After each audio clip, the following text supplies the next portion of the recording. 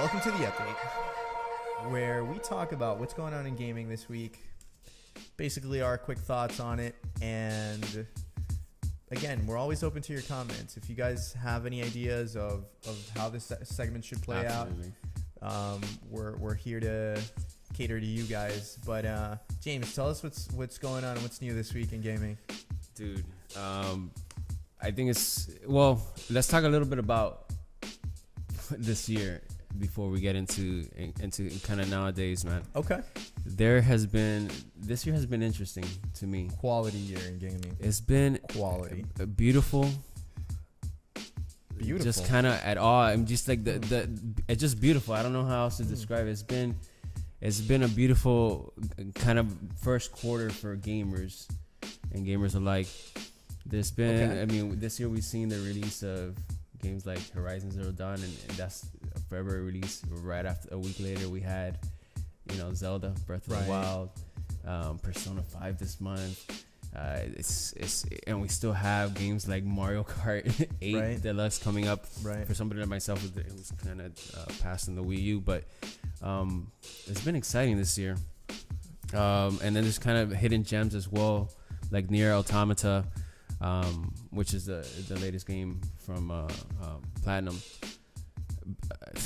Just incredible year. I'm at awe. It's already not even thinking about 2016, just games in 2016, the backlog that's already being created. And these are like long experiences, 100 hours in Breath of the Wild, 100 hours in Persona. Although I did hear someone beat Zelda in like 50 minutes or something. Yeah, I think it was like 58 minutes, but that's like, you could tell the guy had beaten the game before because he Okay. knew exactly what to do and where to go. If you're playing it for the first time with no kind of guidance, I don't think that's possible. Yeah. So I have to agree with you. What a strong year.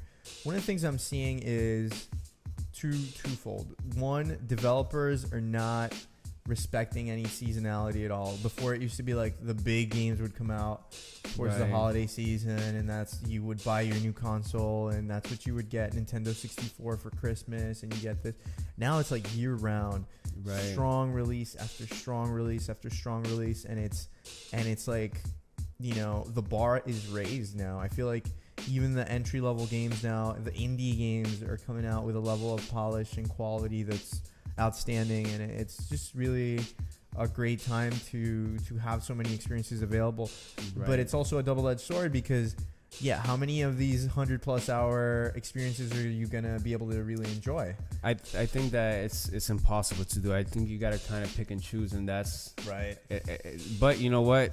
I think it's better to go through it now than wait for, at least on the publisher developer side. As far as business goes, I think it makes more sense releasing it this time of year because you can get into a 100-hour RPG versus, somebody who's looking to buy a Call of Duty or Destiny 2 or something like that. You're not going to be able to compete. People are not going to have the time to have these experiences. I agree. It's almost like movies. Like now studios are looking at each other and saying, okay, well, if you're dropping Star Wars Christmas Day, well, I'm not dropping my, Avengers isn't coming out. Yeah, exactly. So now it's like, and one of the things that I'm seeing as an unintended consequence here is I'm getting the feeling that a lot of these studios that traditionally were known for releasing really quality stuff are releasing games with, let's just call it a little early. They're releasing games where, they're not quite right. Case in point, we've got...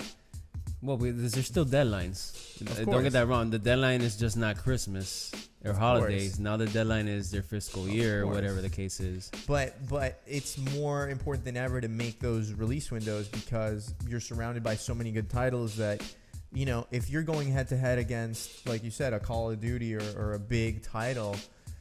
gamers are only going to spend X amount that month on that title. Well, you're going to miss out on sales. You're going to leave money on the table. But I think as an unintended consequence, it's putting a lot of pressure on the devs, and it's creating situations where we, get BioWare, which is such a respected studio, releasing something like Mass Effect Andromeda, which I'm sure I haven't even wanted to jump into yet because I know they're going to patch the hell out of that game, and the experience is going to be a lot different. And that was a case of we got to get out by a certain date. Exactly. Yeah, right. So we had a good year in gaming. Yeah. Happy with pretty much very strong first quarter. I would agree. And then we're still so early on. I made kind of a reference to it earlier, but we still got games that we know in the pipeline because we still have E3, of course, and we don't know what's coming out at the end of the year. But we've already gotten announcements like Destiny 2 is on its way. Of course, the Call of Duty comes out every year. Just the thought of Xbox releasing a new console brings to mind a lot of franchises that might come back. We have Tekken 7 coming out this year for the fighting fans. It's crazy. And then I'm excited for a game that came out last year. They're getting a complete edition. Disgaea 5 is coming to the Switch. Oh, really? So I have that one reserved for next. This guy, it's turn-based strategy, right? I think you see the pattern here where I like these like loner games. I think our audience is gonna figure out your style pretty soon. I agree.